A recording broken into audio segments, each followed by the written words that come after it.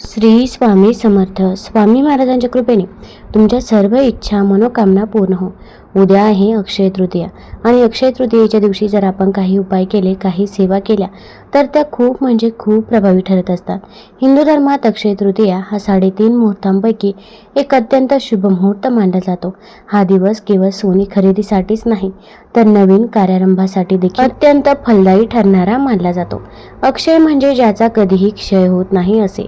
वैशाख शुद्ध तृतीयेला साजरा होणारा हा सण जीवनात सुख, संपत्ती आणि सौभाग्य घेऊन येतो.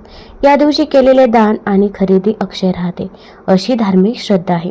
2026 मध्ये अक्षय तृतीया रविवार 19 एप्रिल 2026 रोजी साजरी केली जाईल. तृतीया तिथी प्रारंभ ही 19 एप्रिलला सकाळी 10:49 सुरू होईल तर तृतीया तिथीची समाप्ती ही 20 एप्रिलला सकाळी 7:26 असेल. हिंदू सण तिथीनुसार साजरे केले जातात. याच दिवशी भगवान विष्णूंचे 6वे अवतार भगवान परशुराम यांचा जन्म झाला होता.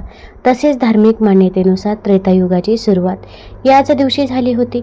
या दिवशी माता गंगा स्वर्गातून पृथ्वीवर अवतरली होती असं मानलं जातं. त्यामुळे या दिवशी पवित्र तीर्थस्थानी स्नान करणे याला खूप महत्त्व आहे.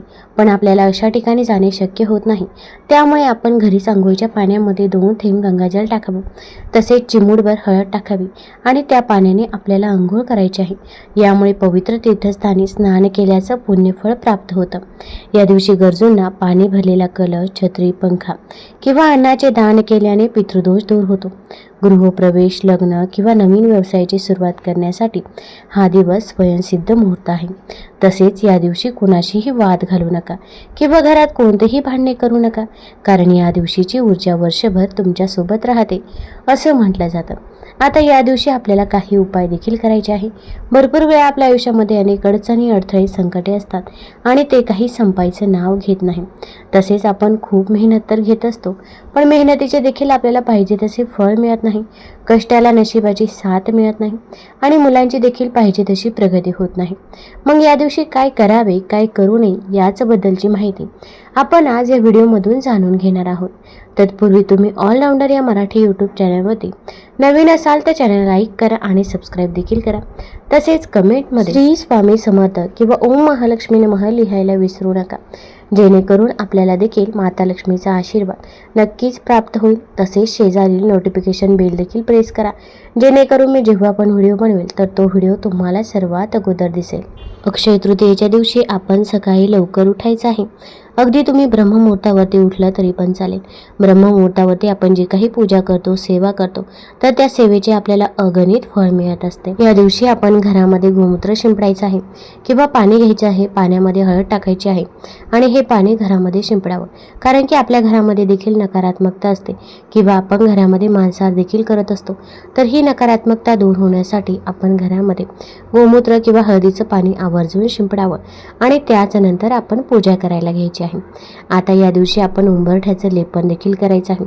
जेव्हा पण एखादी विशिष्ट तिथी असते आणि तेव्हा जर आपण काही शुभ कामे केली तर त्याचे परिणाम हे आपल्याला शुभच फळ देत असतात. तर आता आपण उंबरठ्याचं लेपन करावं, दाराबाहेर रांगोळी काढावी. अगदी मोठी रांगोळी काढणे शक्य नसेल तर अगदी छोटी रांगोळी काढली तरी पण चालेल. माता लक्ष्मीची पावलं काढायची आहे. त्या पावलामध्ये एका पावलामध्ये हळद टाकायची आहे, दुसऱ्या पावलामध्ये कुंकू टाकायचं आहे. यामुळे साक्षात माता लक्ष्मीचा वास हा आपल्या घरामध्ये होत असतो. त्याचसोबत या दिवशी आपण आपला मुख्य दरवाजा स्वच्छ पुसून घ्यायचा आहे आणि मुख्य दरवाजावरती आपण शुभ लाभ लिहायचा आहे. आता शुभ लाभचा अर्थच होतो की शुभ कार्य. आपल्या घरामध्ये एखादं शुभ कार्य होण्यासाठी देखील आपण शुभ लाभ लिहू शकता किंवा आपल्या आयुष्यातील अडचणी, अडथळे, संकटे दूर होण्यासाठी आणि घरात नेहमी शुभ कामे होण्यासाठी शुभ लाभ या दिवशी आवर्जून मुख्य दरवाजावरती लिहायचा आहे. तर आपण अगदी कुंकू घ्यायचं आहे. कुंकुमामध्ये गुलाबजल किंवा गंगाजल टाकावं. ओल्या कुंकवाने आपण दरवाजाच्या मध्ये शुभ लाभ लिहायचा आहे आणि त्याच्यामध्ये आपल्याला हळदीने स्वस्तिक काढायचं आहे. स्वस्तिक हे शुभतेचं आणि मांगल्याचं प्रतीक समजलं जातं. जिथे स्वस्तिक काढलं जातं तिथे नेहमी शुभकामेही होत असतात. तर आपण मध्यभागी स्वस्तिक काढायचं आहे, त्याला 4 डॉट देखील द्यायचे आहे. शुभ लाभ काढायचा आहे, कारण की यामुळे आपल्या घरामध्ये सकारात्मकता देखील राहते आणि सर्व नकारात्मकता दूर होते. त्यानंतर आपण आंब्याच्या पानांचं तोरण देखील मुख्य दरवाजावरती लावावं. आता आपल्याला एक उपाय करायचा आहे. तर मातीची पंती घ्यायची आहे आणि तिच्यामध्ये आपण अखंड तांदूळ टाकायचे आहे. तांदूळ हे कुठेही तुटलेले फुटलेले नसावे याची आपल्याला काळजी घ्यायची आहे. त्यानंतर अगदी आपण त्या पंतीखाली देखील एखादी प्लेट किंवा वाटी ठेवू शकता. त्या मातीच्या पंतीमध्ये आपण अखंड तांदूळ ठेवलेले आहे. त्यासोबत 2 लवंगा घ्यायच्या आहे. लवंगा या साबूत असाव्या, कुठेही तुटलेल्या फुटलेल्या नसाव्या. त्यांना पुढे फूल देखील पाहिजे अशा 2 लवंगा घ्यायच्या आहे. त्या 2 लवंगा त्यावरती ठेवायच्या आहे आणि 2 कापराच्या वड्या, शक्यतो तरी तुम्ही भीमसेनी कापूरच घ्यावा. 2 भीमसेनी कापराच्या वड्या त्यावरती ठेवायच्या आहे आणि हे उंबरठ्याजवळ ठेवायचं आहे. अगदी एका कोपऱ्यामध्ये ठेवलं तरी पण चालेल. आता दिवसभर अगदी तुम्ही सकाळी पूजा करायला घेतली असेल तर दिवसभर तिथेच राहून द्यायचं आहे किंवा अगदी जरी दुपारी जरी पूजा करायला घेतली असेल तर दुपारी देखील तुम्ही तिथंच ठेवलं तरी पण चालेल. मग संध्याकाळी जेव्हा दिवे लागण्याची वेळ असते तर दिवे लागण्याच्या वेळेस आपण काय करायचं आहे, ते तांदूळ तसेच जो काही कापूर आणि लवंग आहे तर ते तिथंच आपल्याला जाळायचं आहे. अगदी जास्त कापूर टाकण्याची वेळ आली तरी पण चालेल, पण तो कापूर आपण तिथे जाळावा. यामुळे आपल्या घरामध्ये नकारात्मकता दूर होते, तसेच आपली इच्छा मनोकामना देखील पूर्ण होते. माता लक्ष्मीचा वास आपल्या घरामध्ये होतो असं देखील म्हटलं जातं. त्यामुळे तुम्ही हा उपाय आवर्जून करून बघायचा आहे. तसेच असं म्हटलं जातं की या दिवशी अन्नपूर्णा मातेचा जन्म देखील झाला होता. यामुळे अन्नपूर्णा मातेची देखील पूजा केली जाते. तुमच्या घरामध्ये अन्नपूर्णा मातेची मूर्ती असेल तर त्यातील तांदूळ आपण या दिवशी आवर्जून बदलवायचे आहे. त्यामध्ये अखंड तांदूळ ठेवा आणि त्यावरती अन्नपूर्णा मातेची मूर्ती ठेवा आणि अन्नपूर्णा मातेची पूजा सेवा करायची आहे. ओम अन्नपूर्णे नमः, ओम अन्नपूर्णे नमः या मंत्राचा 21 वेळा जप देखील करायचा आहे. त्याचसोबत आपली घरातील गॅस शेगडीची देखील पूजा करायची आहे.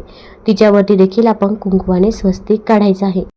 तसेच थोड्याशा अखंड अक्षता देखील अर्पण करायच्या आहे. आता या दिवशी आपण भगवान विष्णू आणि माता लक्ष्मीची देखील पूजा करायची आहे. अगदी तुम्ही पूजा देखील मांडू शकता किंवा अगदी काही ठिकाणी कलश देखील मांडला जातो. तुमच्या इकडे जशी पद्धत असेल तशा पद्धतीने तुम्ही ही पूजा मांडायची आहे. पण त्याचसोबत या दिवशी आपल्याला एक दिवा देखील प्रज्वलित करायचा आहे. तर आपण देवघरामध्ये एक प्लेट घ्यायची आहे. प्लेटमध्ये आपण कुंकवाने स्वस्तिक काढायचं आहे. त्या स्वस्तिकवरती थोडेसे अखंड तांदूळ अर्पण करावे आणि त्यावरती आपण मातीची पंती ठेवायची आहे. त्यामध्ये आपण शुद्ध तूप टाकायचं आहे. शक्यतो शुद्ध तूपच टाकावं. शुद्ध तूप नसेल तर अशा वेळेस तुम्ही तिळाचं तेल किंवा मोहरीचं तेल टाकू शकता. यामध्ये आपल्याला दुहेरी वातीची एक वात करायची आहे, ती टाकायची आहे. त्या वातीला देखील हळदी कुंकू अर्पण करायचं आहे आणि या शुद्ध तुपामध्ये चिमूटभर हळद टाकायची आहे. हळद ही भगवान विष्णू माता लक्ष्मीला अत्यंत प्रिय आहे. तसेच हळद आपला गुरुग्रह देखील बळकट करत असते. त्यानंतर एक लवंग घ्यायचं आहे. लवंग हे साबूत असावं. त्याचसोबत हिरवी वेलची देखील घ्यायची आहे, कारण की लवंग आणि हिरवी वेलची ही माता लक्ष्मीला अत्यंत प्रिय आहे. यामुळे माता लक्ष्मी आपल्या घराकडे आकर्षित होत असते. आणि त्याचसोबत एक भीमसेनी कापराची वडी त्यामध्ये कुस्करून टाकायची आहे. या वासाने माता लक्ष्मी आपल्या घराकडे येत असते आणि आपल्या घरातील दुःख, दारिद्र्य, गरिबी ही दूर होत असते. त्यानंतर तिथे दिवा प्रज्वलित करायचा आहे. दिव्याला हळदी कुंकू लावायचं आहे, फूल वाहायचं आहे. त्यानंतर आपण विष्णू सहस्रनामचं पठण करायचं आहे. विष्णू सहस्रनाममध्ये भगवान विष्णूंच्या 1000 नावांचा उल्लेख आहे. म्हणणे शक्य होत नसेल तर मोबाईलवरती लावून द्या. श्रवण केलं तरी पण चालेल. त्याच्यासोबत आपण महालक्ष्मी अष्टकम देखील म्हणावं. महालक्ष्मी अष्टकम देखील आपण 11 वेळा पठण करायचं आहे. त्यानंतर आता आपल्याला थोडेसे धने घ्यायचे आहे. आता धने हे अख्खे असावे, कुठेही तुटलेले फुटलेले नसावे असे अख्खे धने घ्यायचे आहे. अगदी तुमच्याकडे मातीचं जर भांडं असेल किंवा अगदी जे मातीचं आपण सुगड म्हणतो तर ते घेतलं तरी पण चालेल. त्यामध्ये आपल्याला अख्खे धने ठेवायचे आहे आणि त्यावरती गूळ ठेवायचा आहे. हा नैवेद्य तुम्ही माता लक्ष्मीला अर्पण करायचा आहे. यामुळे आपली कितीही कठीणातील कठीण इच्छा असो तर ती देखील पूर्ण होत असते व आपल्या घरामध्ये सुख, शांती, समृद्धी येत असते. हा नैवेद्य तर ठेवावाच. त्यासोबत तुम्ही अगदी पुरणपोळीचा जो काही नैवेद्य बनवलेला असेल किंवा आंबा देखील तुम्ही या दिवशी आवर्जून अर्पण करू शकता.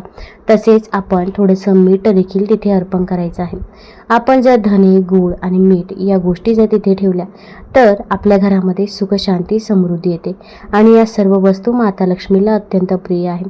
कारण की जेव्हा धनत्रयोदशी असते तेव्हा आपण धन्यांची पूजा करत असतो धनप्राप्तीसाठी. तसेच आपण या दिवशी देखील धन्यांची पूजा करायची आहे. हे धने माता लक्ष्मीला अर्पण करायचे आहे आणि त्याचसोबत आपण मीठ देखील ठेवलेलं आहे. तर मीठ देखील माता लक्ष्मीला अत्यंत प्रिय आहे. जेव्हा समुद्र मंथन झालं होतं तेव्हा मीठ देखील माता लक्ष्मी सोबत आलं होतं. त्यामुळे मिठाला माता लक्ष्मीचं रूप समजतात. त्यामुळे मीठ देखील या दिवशी माता लक्ष्मीला जरूर अर्पण करा. आता ही झाली माता लक्ष्मी भगवान विष्णूची पूजा सेवा. याच्यासोबत आपल्या घरामध्ये जे काही देव आहेत तर त्या सर्व देवांना या दिवशी तुम्ही अभिषेक करायचा आहे, त्यांची पूजा सेवा करायची आहे. आता सर्वात महत्त्वाचं म्हणजे देवदेवतांच्या पूजेसाठी जितका हा दिवस महत्त्वाचा आहे तेवढाच दिवस पितरांसाठी सुद्धा खास आहे आणि पूर्वजांच्या ऋण फेडण्याचा म्हणून हा दिवस पाळला जातो.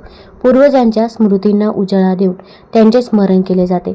मातीचे मडके ज्याला आपण कर म्हणतो तर ते आणून त्यामध्ये पाणी भरून त्याची देखील पूजा केली जाते. त्याचप्रमाणे काही लोकांना आपल्या पितरांच्या नावाने जेवायला सुद्धा घातले जाते. या दिवशी ब्राह्मणांना दान भोजन दिले जाते आणि या दिवशी सुख समृद्धीसाठी केलेल्या उपासनेमुळे आपल्यावर होणाऱ्या देवदेवतांच्या कृपादृष्टीचा कधी क्षय होत नाही. अक्षय या शब्दामध्येच आहे कधीही क्षय न पावणारे, कधीही विनाश न पावणारे.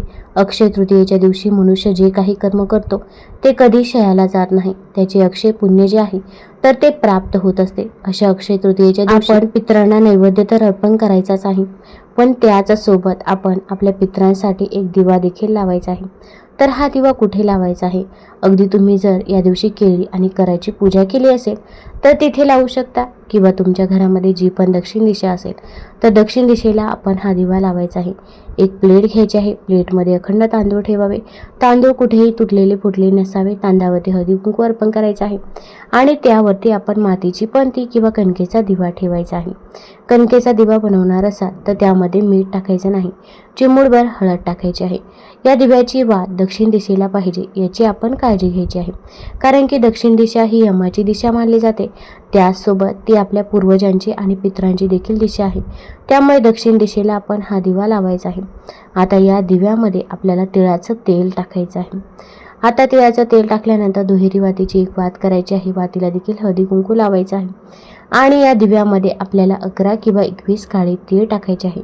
काळे तीळ हे आपल्या पूर्वजांना पितरांना समर्पित असतात. त्यामुळे काळे तीळ आवर्जून अर्पण करावे. दिव्याला फूल व्हायचं आहे, हळदी कुंकू अर्पण करायचं आहे. त्यानंतर आता तिथे बसून आपण आपल्या पूर्वजांचं स्मरण करायचं आहे, किंवा पूर्वजांची नावं आठवत असतील तर त्यांची नावं देखील घेऊ शकता. तसेच ओम पितृदेवताय नमः, ओम पितृदेवताय नमः या मंत्राचा जेवढ्या वेळा शक्य होईल तेवढ्या वेळा जप देखील करायचा आहे. त्यानंतर आपण पितृअष्टक देखील पठण करावं किंवा श्रवण करावं. तसेच आपण आपल्या पूर्वजांकडे माफी देखील मागायची आहे. आपण म्हणायचं आहे, माझ्याकडून जर काही चूकभूल झाली असेल, घरातील लहानाकडून मोठ्यांकडून जर काही चुका झाल्या असतील तर त्याबद्दल आम्हाला माफ करावे. पण इथून पुढे आमच्याकडून जशी सेवा होईल तशी सेवा आम्ही तुमची नक्की करू, असे आपण आपल्या पूर्वजांना म्हणायचं आहे. यामुळे आपल्या पूर्वजांचा पितरांचा आशीर्वाद आपल्याला प्राप्त होत असतो. आता ही सेवा कोण करू शकतं? घरातील शक्यतो जे काही वडीलधारी व्यक्ती आहे तर त्यांनी ही सेवा करावी, आणि त्यांना जर शक्य नसेल तर अशा वेळेस तुम्ही जरी स्वतः हा उपाय ही सेवा केली तरी पण चालेल. फक्त मनापासून आणि श्रद्धेने हा उपाय ही सेवा करायची आहे. त्यानंतर तुमच्या पूर्वजांना मोक्ष प्राप्त व्हावा, त्यांच्या आत्म्याला शांती मिळावी यासाठी देखील प्रार्थना करायची आहे. त्यानंतर तुमची जी काही इच्छा आहे, मनोकामना आहे तर ती देखील तुम्ही तिथे व्यक्त करायची आहे. मग कठीणातील कठीण कोणतीही इच्छा असो, घरामध्ये मुलांचा विवाह जुळून येत नाही किंवा संतान प्राप्ती होत नाही, नोकरी मिळत नाही, जे काही आहे तर ते मनापासून आणि श्रद्धेने सांगावे. यामुळे आपल्या आयुष्यातील अडचणी, अडथळे, संकटे दूर होत असतात व आपल्या मुलांची, पतीची, सर्वांची सर्वांगीण प्रगती होते व आपल्या पूर्वजांचा, पितरांचा आशीर्वाद देखील आपल्याला प्राप्त होत असतो. फक्त तुम्ही पूर्वजांसाठी, पितरांसाठी हा दिवा आवर्जून लावावा, कारण की आपलं देखील त्यांना काहीतरी देणं असतं असं म्हटलं जातं. आज त्यांच्यामुळेच आपण इथे आहोत, त्यामुळे आपण त्यांना बिलकुलही विसरायचं नाही.